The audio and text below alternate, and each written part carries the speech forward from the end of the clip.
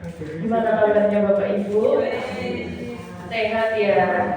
Ini kayaknya berbarengan sama piknik nih. Iya. Tadi saya lihat bisnya gede di situ ya. Tak apa-apa ini nggak pada ikut piknik ini Bapak Ibu. Ya. Oke. Nanti sambil dimakan snacknya nggak apa-apa ya Bapak Ibu. Jadi hari ini saya mau ngobrol sedikit Bu. Kita sharing aja tentang sebenarnya udah pernah kita bahas, tapi ada topik yang baru yaitu tentang serangan jantung. Niki bukan meden medeni, sanes meden medeni. Tenang mawon. Niki tujuannya saya ngobrol biar Bapak Ibu perawan istriola itu selalu pintar. Kan sudah pintar, selalu pintar. Jadi pintar itu harus selalu ya Bapak Ibu. Jadi judulnya hari ini cegah stroke dan serangan jantung. Dua penyakit ini ada hubungannya dengan tekanan darah tinggi, stroke dan serangan jantung. Tetap hipertensi, Bapak Ibu mesti udah sering lah. Hipertensi itu apa? Tekanan darah tinggi. Bahkan ada yang udah hafal dok 150 ini mesti tinggi. Udah pada pinter sebenarnya sih. Makanya kita ngobrol yang lebih lagi biar Bapak Ibu tambah pinter, Jadi hipertensi itu tekanan darah tinggi, Bapak Ibu. Kalau misalnya kita katakan hipertensi adalah tekanan darahnya itu lebih dari sama dengan 140 per lebih dari sama dengan 90. Itu yang dinamakan hipertensi. Tekanan darah tinggi. Dimulai dari kata hiper itu tinggi, tension atau tensi, tekanan darah tinggi. Faktor resikonya tetap setiap penyakit itu ada dua, yang dapat dimodifikasi dan yang tidak dapat dimodifikasi. Yang dapat dimodifikasi adalah yang obesitas, berumahnya berat badan, merokok. Tapi kalau Bapak Ibu triola nggak ada yang merokok ya. Kemudian kurang aktivitas fisik. Di sini nggak merokok ya, di luar ya Bu. Diet tinggi lemak, konsumsi garam berlebih, dislipidemia. Dislipidemia itu kadar lemaknya berlebih Bapak Ibu. Kemudian konsumsi alkohol insya Allah nggak ada, dan stres. Dulu saya sudah pernah bahas mengenai stres ya Bapak Ibu ya. Dulu sudah pernah caranya seperti apa. Kemudian resiko yang tidak dapat dimodifikasi umur. Semakin tua seseorang, resikonya semakin tinggi. Tapi tidak semuanya kena hipertensi orang tua itu ya. Kemudian jenis kelamin, riwayat keluarga atau genetik. Nah, ini adalah komplikasi Bapak Ibu. Komplikasi itu keparahan yang ditimbulkan akibat hipertensi. Keparahan itu karena hipertensi semakin parah bisa menyebabkan penyakit ini. Yang pertama penyakit jantung yang akan kita bahas nanti.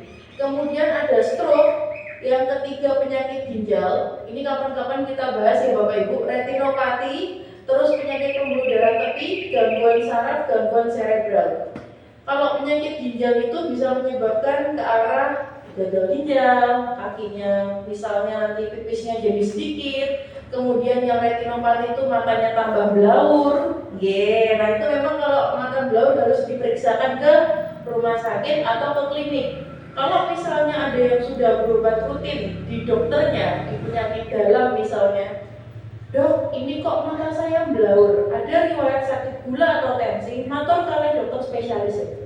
Makanya misalnya dipentingkan, oh iya Bu, yaudah yuk ke mata. Nanti akan diberikan rujukan sama dokter penyakit dalamnya untuk konsul ke mata.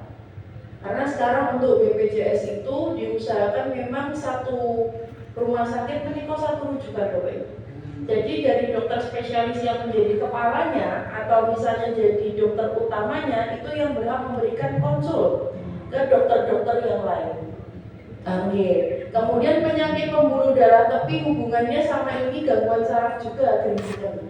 Kemudian ada gangguan cerebral otak. Kita bahas stroke. Sebenarnya stroke ini yang perlu Bapak Ibu ketahui hanya tanda bahaya stroke.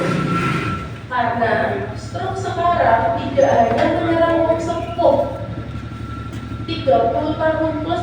Saya punya pasien kena stroke Bapak Ibu 36 tahun. Dan stroke-nya langsung stroke yang perdarahan. Jadi bukan mesti nek sing wis tuwa sing stroke nek aku sing nomor apa. Jadi karena sekarang pola gaya hidup, kemudian pola makan, pola istirahat, begadang, main game itu kan mempengaruhi ya Pak ya. Stroke ini apa? Jadi stroke itu menyerang di otak. Otak kita ini pembuluh darahnya banyak Bapak Ibu, banyak. Nah, bukan karena adanya benturan. Jadi salah kaprahnya orang adalah, wih deh ini stroke goro-goro tiba ning kamar mandi. Bukan Bu Pak, karena dia kena serangan stroke dia jatuh di kamar mandi. Bukan karena dia jatuh di kamar mandi jadi stroke. Benten, dia udah stroke nih, hilang kesadaran, hilang keseimbangan, pusing, jatuh, gila lagi di toilet, licin, jatuh, nah itu yang dinamakan stroke. Jadi bukan karena kebentur lingirannya toilet jadi stroke, benten. Nah, stroke itu ada dua Bapak Ibu, stroke yang penyumbatan atau yang kedua stroke perdarahan. Stroke penyumbatan itu ibaratnya kalau misalnya Bapak Ibu itu menyemprot air menggunakan selang. Lancar ya? Enak. Saya datang ganggu Bapak Ibu, saya injak selangnya belum. Keluar enggak ya Pak? Nah, yang saya injak itu ibaratnya adalah tumpukan lemak yang mengganggu pembuluh darah. Tidak keluar, sehingga kalau kita ibaratkan pada stroke yang penyumbatan, ketika pembuluh darah itu harusnya mengantarkan darah yang banyak seperti ketika Bapak Ibu menyiramkan air, bus banyak banget, lancar, datanglah sumbatan atau seperti injakan kaki saya, berhenti Bu. Ketika daerah otak yang tidak terperdarai atau tidak teralirkan alirannya dengan baik, dia mengalami iskemik. Iskemik itu apa? Kekurangan oksigen. Lah apa hubungannya dok darah sama oksigen? Darah kan ngantar oksigen. Darah itu bagus. Dia ngantar oksigen, ngantar makanan. Jenengan kayak habis dahar, bisa kenyang, itu nutrisinya ngantar darah salah satunya. Jadi bisa merasakan kenyang. Kemudian yang kedua, karena pembuluh darahnya pecah. Pembuluh darah pecah itu ibarat adalah banyaknya sumbatan seperti balon. Kemudian kalau selang itu ya Bu diinjak, dia akan membesar yang di belakangnya. Lama-lama pecah, ceter. Ketika pecah, pembuluh darah pecah keluar darah dan lemak tadi. Ketika itu mengotori oleh otak yang masih sehat, itu yang dinamakan stroke perdarahan. Kenapa kita itu selalu ngomong tentang hati-hati stroke Bapak Ibu, hati-hati serangan jantung, hati-hati stroke. Kenapa? Karena ini penyebab kematian nomor 2 dan penyebab ngapunten kecacatan. Orang yang bisa bangun tidur langsung goes gitu ketika kena stroke, bingung, ngomong aja susah, mau mandi aja bingung, mau ke kamar mandi soyo meneh, karena dia mengganggu. Otak itu memerintah semua, otak ini kepalanya. Jadi kalau ada apa-apa dilindungi otak ini. Ini ya otak itu gambarnya gini ya secara kasar. Ini yang tadi saya katakan sebagai penyumbatan. Ini yang putih-putih itu plak Ibu Bapak, lemak. Jadi harusnya kan ini tidak ada, ya kan? Harusnya surut. Karena ada ini, jadinya menyumbat. Seperti kayak misalnya selang yang ada lumutnya itu loh Bapak Ibu. Kan alirannya beda dengan selang yang tidak ada lumutnya. Nah ini yang robekan pembuluh darah. Robek itu karena apa? Karena dia mau pecah. Karena terlalu banyak sumbatan, salah satunya yang bisa menyebabkan pecah. Itu yang disebut stroke perdarahan. Nah faktor resikonya adalah yang pertama, wanita itu lebih besar daripada pria. Ada yang tahu penyebabnya kenapa? Karena wanita itu pakai perasaan, apa-apa dipikir. Mau positif, ada. Kalau laki-laki itu beda Bapak Ibu. Laki-laki itu logikanya bagus, jalan. Kalau kita logikanya juga jalan, Bapak Ibu. Cuma permasalahannya perasaan kita nomor satu. Banyak perasaannya. Oposite misalnya enek sing gawe status WA, jujur gua aku kae kuwi, mikir pensi naik. Apa sedikit, lah aku ora diluru ibu kae, mungkin matanya nggak pakai kacamata loh. Aku jotaan kalau aku repot lagi. Itu banyak perempuan tuh ribut Bapak Ibu. Tapi ya nggak apa-apa, kita perempuan ada banyak keistimewaannya ya Bapak Ibu ya. Wanita itu lebih banyak daripada pria karena lebih banyak batin. Kemudian usia lebih dari 45 tahun dan migrain. Nah, jangan disalahartikan ya. Dok, saya migrain berarti saya stroke. Bukan. Migrain itu saya juga migrain Bapak Ibu. Kalau misalnya mau ke arah menstruasi atau migrain saya. Migrain itu gejala. Dikhawatirkan adalah ketika orang yang punya riwayat tekanan darah tinggi sering mengalami migrain atau sering mengalami vertigo, pusing berputar, itu harus dievaluasi tekanan darahnya lebih sering, minimal 3 hari sekali. Kalau bisa punya alat tensi di rumah Bapak Ibu. Yang tensi yang digital aja, nggak usah yang pompa, digital aja. Kemudian gaya hidup, merokok, alkohol, kurang gerak, obat-obatan. Kalau saya rasa yang ini sama ini nggak ada lah ya, Riola. Kemudian penyakit-penyakit yang pernah kita bahas. Nah, ini mungkin yang menarik adalah penggunaan KB hormonal. Contoh KB hormonal adalah pil, suntik, sama yang dipasang di tangan gitu ya, implan itu ya, tusuk. Kenapa itu dilarang penggunaannya? Karena itu mempengaruhi tekanan darah. Itu obat Ibu Bapak. Hormon itu mempengaruhi tekanan darah. Ketika orang yang punya menggunakan KB hormonal, itu yang harus diperhatikan adalah tekanan darahnya. Karena tekanan darahnya sering bertunjuk naik. Ketika tekanan darah sudah naik, kita sebagai dokter atau tenaga medis tidak menyarankan penggunaan KB hormonal lagi. Ini yang paling menarik. Kalau ini kan sudah kita bahas KB hormonal. KB hormonal berpengaruh terhadap tekanan darah tinggi. Nah, KB yang paling aman sebenarnya nggak ada yang 100% ya Bapak Ibu, kecuali yang diikat atau yang dipotong. Cuman kalau untuk yang tidak mempengaruhi tensi biasanya di AKDR, yang alat KB dalam rahim itu ya Bapak Ibu. Cuman banyak orang takut karena dimasukkan ke dalam situ. Nah ini yang perlu Bapak Ibu pahami tanda segera ke RS.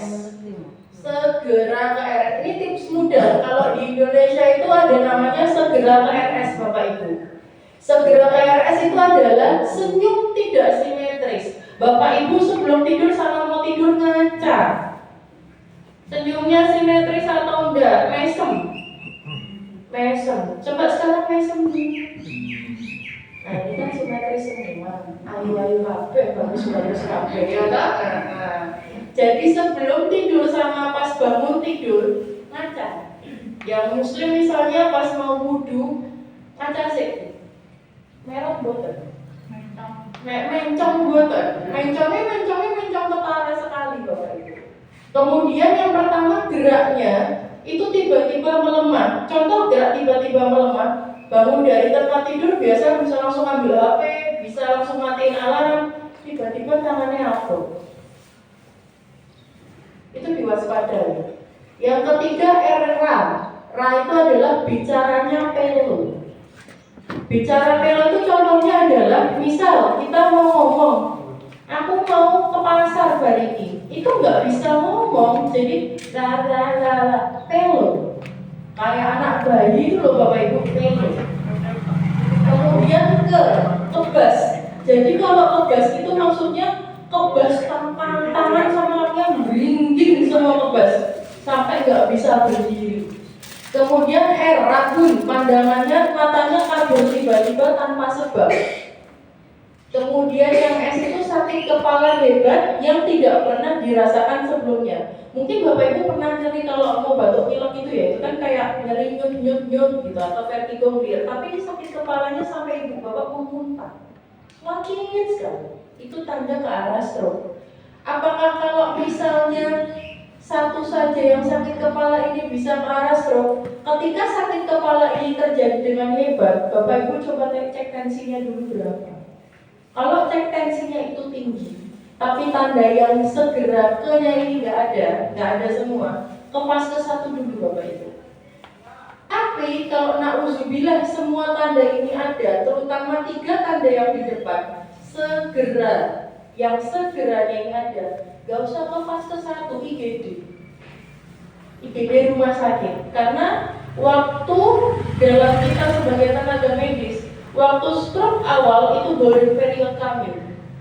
Semakin cepat Bapak Ibu datang ke IGD rumah sakit, semakin cepat kita berikan obat khusus stroke Bapak Ibu. Kalau misalnya yang S ini tiba-tiba sakit, kepala sakit sekali, cek tensi. Kalau nggak punya alat tensi ke fase 1 nggak apa-apa. Atau usahakan di rumah punya alat yang 7 kali. Kalau misalnya tensinya tinggi, Bapak Ibu bisa langsung ke fase 1 atau bisa langsung ke rumah sakit.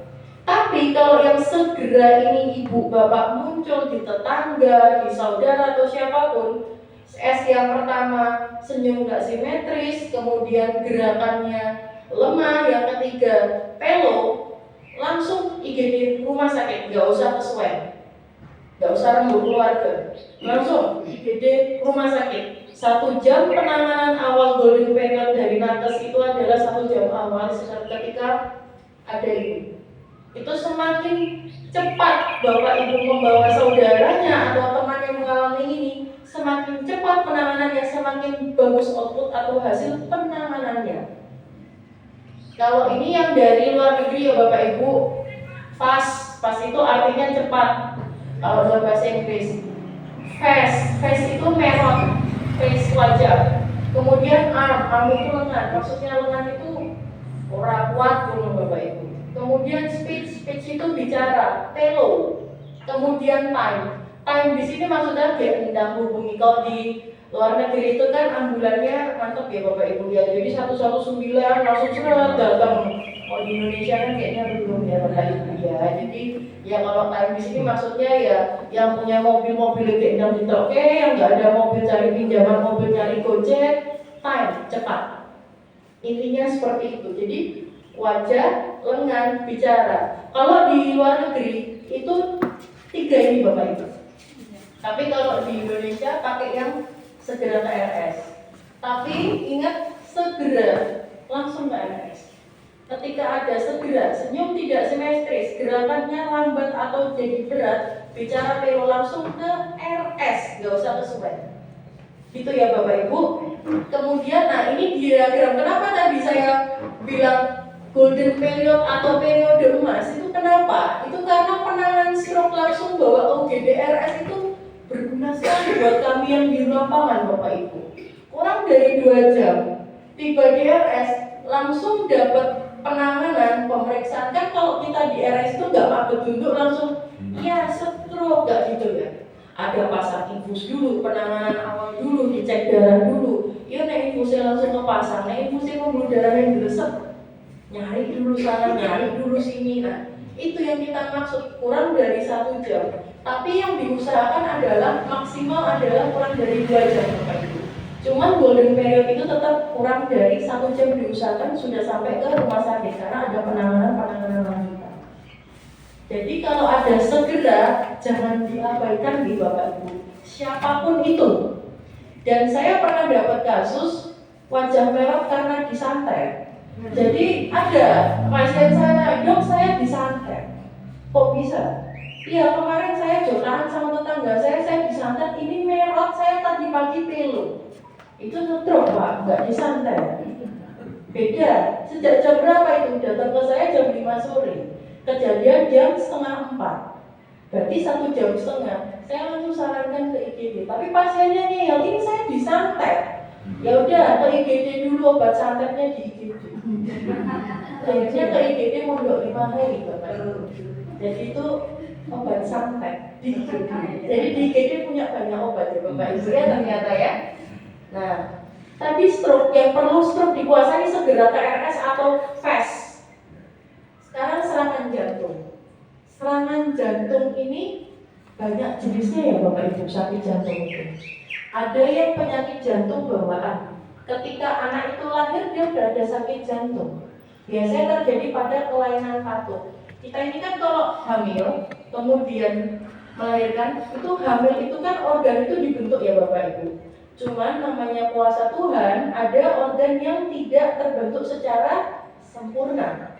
Bisa dari ngapunten bibir sumbing, kemudian tangan, misalnya jarinya, ini kan 5, ada yang polidaktili, jarinya 6, 7, 8 itu ada. Nah, dan kelainan jantung. Kelainan jantung itu bisa kelainan katup. Katupnya kenapa? Katupnya nggak terbentuk atau sobek Bapak Ibu. Katup itu memisahkan ya Bapak Ibu ya. Kalau jenengan lihat itu jantung itu 4 ruangan. 1, 2, 3, 4. Intinya dia tuh memisahkan darah bersih sama darah kotor. Apa yang terjadi kalau darah bersih dan darah kotor bercampur Bapak Ibu dan mengalir ke seluruh tubuh? Itu yang bisa menyebabkan keadaan sesak nafas, kemudian pertumbuhan anak menjadi tidak sebagaimana mestinya ataupun TED. Nah, seperti itu. Tapi kalau serangan jantung di sini yang mau saya kasih tahu atau kita obrolin adalah yang biasa menyerang ke lansia. Nah, ini jantung Bapak Ibu. Tadi kan saya bilang ada kelainan katup ini loh Bapak Ibu. Ini kalau kita bagi jantung itu, ini 4. Ini kan pembuluh darah ada aorta, ada macam-macam. Ini 4 dibagi. Darah bersih, darah kotor itu kan mereka mengalir ke seluruh tubuh. Kalau salah satu katupnya rusak, yang pada anak-anak terjadi atau tidak terbentuk, itu yang menyebabkan percampuran darah. Ketika terjadi percampuran darah itu yang membahayakan nyawa anak tersebut. Makanya itu harus diintervensi atau diobati. Tapi saya nggak mau bahas itu yang ini hari ini Bapak Ibu.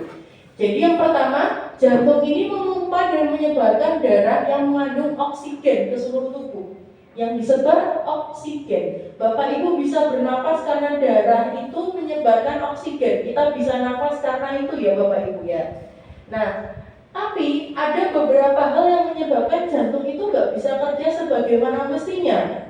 Itu yang dinamakan sakit jantung. Nah, faktor pemicu gejala serangan jantung ini sebenarnya mirip-mirip tentang stroke. Mirip-mirip Bapak Ibu. Usia, kemudian riwayat penyakit dalam keluarga atau penyakit jantung. Hati-hati Bapak Ibu, saya sering tanya kalau ke pasien yang masih muda, Papa Mamamu apa Mas? Itu saya sering tanya. Bukan maksud saya kepo ya, bukan. Tapi saya mau tanya, orang ini faktor resikonya tinggi kemana? Dok, bapak saya itu jantung sama tensi, ibu saya itu gula sama jantung. Oh iya Mas, atau satos makannya, pola hidupnya jangan begadang. Biasanya saya ke situ. Jadi memang riwayat, kalau misalnya ada keluarga yang punya riwayat, itu potensi keturunannya terkena ada. Tapi bukan berarti, berarti saya cacat Dok, nular-nulari penyakit. Enggak gitu. Itu kuasa Tuhan semua Bapak Ibu. Itu kan ada kuasa Tuhan di situ. Kita tugasnya menjaga. Ya, bukan menyesali. Kemudian diabetes, tekanan darah tinggi, obesitas, pola hidup buruk, sama stres. Stres itu di mana-mana disebut ya Bapak Ibu. Berarti mempengaruhi nih stres itu. Ini gejala penyakit jantung. Nah, ini ya Bapak Ibu, gejala penyakit jantung yang tidak boleh disepelekan. Yang pertama, jantung berdebar-debar dengan dadanya itu kayak diremas-remas, deg-deg semakin. Jadi kan kalau perutnya di rumah sakit sakit apalagi dada. Kemudian setelah ini tadi, yang jantungnya berdebar-debar, ada rasa mual. Kebanyakan. Ini nanti ada bedanya dengan penyakit cemas. Kalau penyakit cemas, jantungnya berdebar-debar. Misalnya, ada orang nggak suka sama, nah ini kucing ya, misalnya A sama B. Kucing A ini nggak suka sama kucing B. Ketika kucing A ketemu kucing B, dia berdebar-debar. Antara emosi pengen mukul, tapi isin, itu juga kucing-kucing lain. Tapi angel, jadi dia ada berdebar-debar dan ada rasa ketakutan. Tapi dia nggak mual Bapak Ibu. Itu bukan ke arah jantung, tapi ke arah cemas. Bedanya di situ. Kemudian biasanya ada rasa mual sama muntah. Kemudian yang ketiga, sesak napas Bapak Ibu dan berkeringat dingin. Kenapa Kenapa dia bisa sesak napas sama keringat dingin? Karena aliran darahnya itu tidak mengalir dengan baik. Jadi dia merasa sesak napas, lemas, jantungnya berdebar, bahkan sampai pingsan. Jadi Bapak Ibu hati-hati kalau misalnya ada tetangga atau saudara tiba-tiba mual terus pingsan, jangan disepelekan. Lebih baik bawa ke IGD Bapak Ibu. Lebih baik bawa ke IGD. Biasanya nanti sama IGD akan direkam jantungnya. Lalu kalau udah serangannya kardio koyo ketok dok, kayak kelihatan lupa ada bekasnya, dan nanti dia akan diambil darahnya. Kemudian selanjutnya adalah perasaan mudah lelah dan berkeringat dingin, nyeri dadanya sebelah kiri, kemudian pusing atau sakit kepala. Biasanya Bapak Ibu yang perlu diwaspadai ketika ada gejala ini minimal 3 Bapak Ibu. Dadanya berdebar-debar di sebelah kiri dengan pusing atau sakit kepala. Itu hati-hati. Apalagi dia tidak membaik dengan adanya istirahat. Nah, Ibu tadi istirahat membaik atau enggak? Itu biasanya kalau datang ke saya rujuk ke poli jantung atau ke IGD. Dilakukan rekam jantung.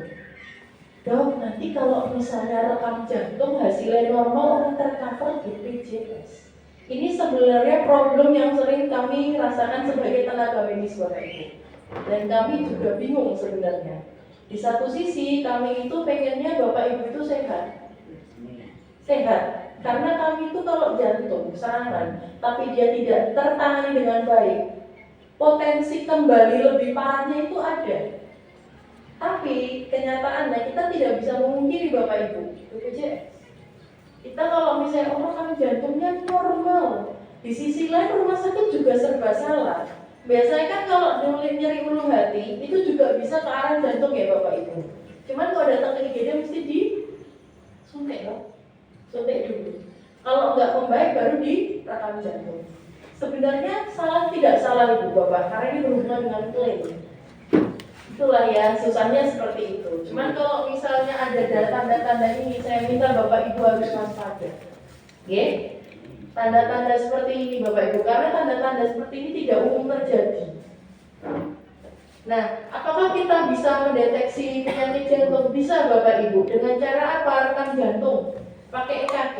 Nah, ditempel itu, ditempel ke sini juga, kanan kaki juga. Kemudian treadmill test. Treadmill test itu apa? Bapak Ibu disuruh jalan. Mungkin ada yang udah pernah ikut treadmill test di sini. Pakai alat kayak fitness itu, jalan, kemudian nanti dinilai hasil rekam jantungnya.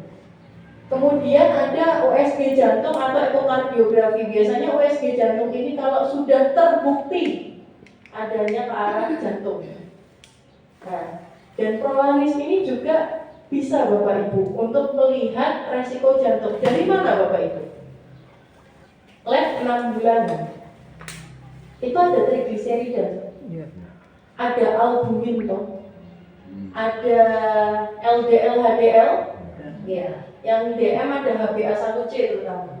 Itu semua kalau tinggi, itu biasanya saya tanya, Bu obatnya lupanya berapa minggu? Saya cuma bilang gitu aja.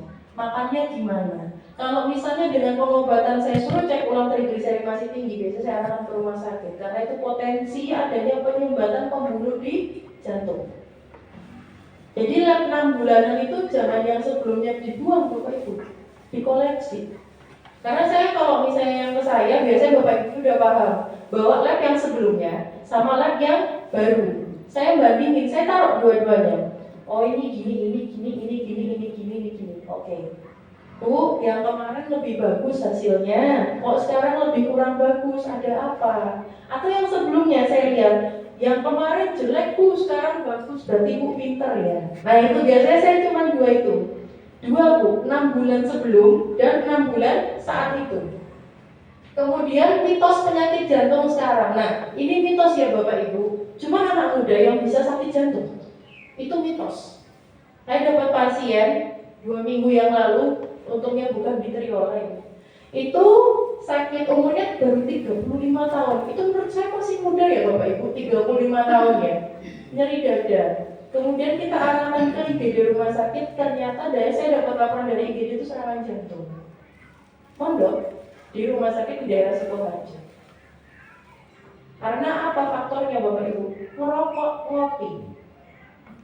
dia perokok berat dan dia memang hobi begadang karena memang faktor pekerjaan, terkena serangan jantung. Maksud saya adalah bukan hanya orang tua saja yang bisa terkena. Kita ngobrol ini biar Bapak Ibu nanti bisa ngerti ketika tetangga, saudara ada yang mengalami gejala seperti itu bisa menyarankan, akhirnya gue periksa deh. Kenapa kok bisa seperti itu? Iya, aku kemarin waktu di Prolanis ngerti ada seperti ini. Jadi ini untuk Bapak Ibu bisa membantu sesama. Nah, pencegahannya apa Bu ya? Seperti biasa, cerdik, istirahat, kelola stres. Stresnya disebut lagi ya Bapak Ibu ya. Kelola stres, terus habis itu dia seimbang, asap rokok. Tapi kayaknya kalau Bapak Ibu nggak ada yang ngerokok di sini ya. Nah, nggak ada. Nggak di sini maksudnya ya. Nah, di luar juga enggak ya. Kemudian ini cek kesehatan, kemudian asap rokok, terus aktivitas fisik. Nah ini kendalikan hipertensi dengan patuh, periksa kesehatan secara rutin, ikuti anjuran dokter. Ini udah, Bapak Ibu mesti sudah. Di Prolanis yang masih punya rujukan atau PRB kan masih ada anjuran. Kemudian atasi dengan pengobatan yang tepat dan teratur. Tetap diet dengan gizi seimbang, aktivitas fisik yang aman, hindari asap rokok dan alkohol. Kemudian ini yang terakhir 7 hal sederhana Bapak Ibu. Yang pertama aktif. Saya ingatkan, aktif di sini itu bukan hiperaktif ya Bapak Ibu. Ini kan lagi musim lari 10K ya. Nah, runner ini ada di Sukoharjo itu 16K, pas 10K. Bapak Ibu jangan terpancing melakukan aktivitas seperti itu. Nyepeda Solo Jogja itu ya ramu Bapak Ibu. Ya, kalau ada goes Solo Jogja itu diukur sendirilah masing-masing. Aku Solo Jogja kuat atau ora? Ini nggak kuat muterin stadion Manahan sekali atau 2 kali udah cukup. Ya, diukur Bapak Ibu kemampuannya. Karena banyak sekali kasus orang yang sudah 40 tahun ke atas memang dia berlatih, dalam arti berlatih untuk lari, tapi ikut maraton 10K atau 16K ambruk di tengah jalan, jantung Bapak Ibu. Kerja jantungnya terlalu kuat. Itu makanya tidak semua orang bisa ikut itu. Hentikan FOMO-FOMO yang tidak penting Bapak Ibu. Kesehatan itu nomor 1. Jangan nanti kalau misalnya, lah dok cemen dong saya dok, berarti nggak bisa ikut itu. Nggak cemen, itu keadaan orang beda-beda. Yang penting Bapak Ibu harus sehat. Itu, oke? Terus jangan merokok, atur berat badan, konsumsi makanan kaya serat, kurangi makan garam, konsumsi ikan, dan kurangi lemak jenuh. Biasanya yang lemak jenuh ini terutama pas habis Idul Kurban kemarin. Wah itu luar biasa ya, pesta daging. Enak ya, dia apa? Dimasak apa dagingnya? Oh macam-macam, santan, daging, enak ya Bu ya, rendang, sate. Nikmat ya. Ya jangan kebablasan. Jangan kebablasan, mungkin nggak repot. Nah demikian Bapak Ibu yang bisa saya sampaikan. Ada yang mau ditanyakan buatan Bapak Ibu? Boleh tanya tentang apapun, nggak mesti tentang materi ini. Saya terima 3 pertanyaan Bapak Ibu, silakan. Silakan Bu. Saya mau tanya itu, saya udah 2 bulan ini vertigo enggak sembuh ya dok. Ini sudah berobat, tapi yang berobat. Kemarin terakhir juga rambut sudah berobat. Masih sering rasanya di kepala ini kayak ada yang goyang gitu loh, kayak kalau air. Vertigo ya? Iya. Ibu seingat saya masih ada ke dokter Dian gitu. Dokter Dian menyarankan apa Ibu? Dikasih obat. Terus dirujuk ke dikonsultasikan ke dokter lain, benar? Belum. Oke. Saran saya Ibu kapan konsul lagi ke dokter Dian? Sebulan yang akan datang. Sebulan yang akan datang. Kemarin. Oh, jadi vertigo ya Bapak Ibu. Vertigo itu gangguan keseimbangan. Yang pertama bisa disebabkan karena pola makan, pola tidur, stres disebut lagi. Kemudian gangguan keseimbangan organ telinga. Telinga itu kan kalau jenengan pernah lihat ada yang namanya organ siput itu ya, pernah dengar nggak? Kayak siput tuh, kayak keong gitu loh. Nah, itu kalau terganggu, biasanya karena pengaruh tensi itu bisa terganggu, itu kadang menyebabkan vertigo. Untuk Ibu, saya tetap menyarankan selain misalnya perubahan posisi. Kadang tuh kan kita kalau sudah, terutama ngapunten Bapak Ibu yang sudah usia lanjut itu gampang kaget gitu. Benar gitu Bu. Gampang kaget. Sare misalnya, belum enak. Tiba-tiba kedengeran apa ya? Kayak misalnya berat gitu, maksudnya kaget. Kedengeran apa? Berat, kaget. Itu mempengaruhi keseimbangan Bapak Ibu. Di situ Bu. Jadi yang pertama kalau saya boleh saran, selain dengan kembali konsul ke Budian tentang vertigonya, ubah pola tidurnya dulu dan pola makan. Dalam arti pola tidur yang pertama, usahakan situasi tidur itu kondusif. Karena kan kadang kalau yang punya cucu itu kan kita nggak bisa ya mengkondusifkan cucu ya Bu, ya. Apalagi cucunya lebih dari satu. Kadang mereka gelondang, kaget. Itu pengaruh vertigo. Yang kedua, bangun tidur itu jangan langsung berdiri. Ibu bangun tidur buka mata dulu, duduk dulu, senderan di amben ya, kalau ya kasur gitu atau di dipan gitu kan, dipan, dan jalan dulu pakai bantal.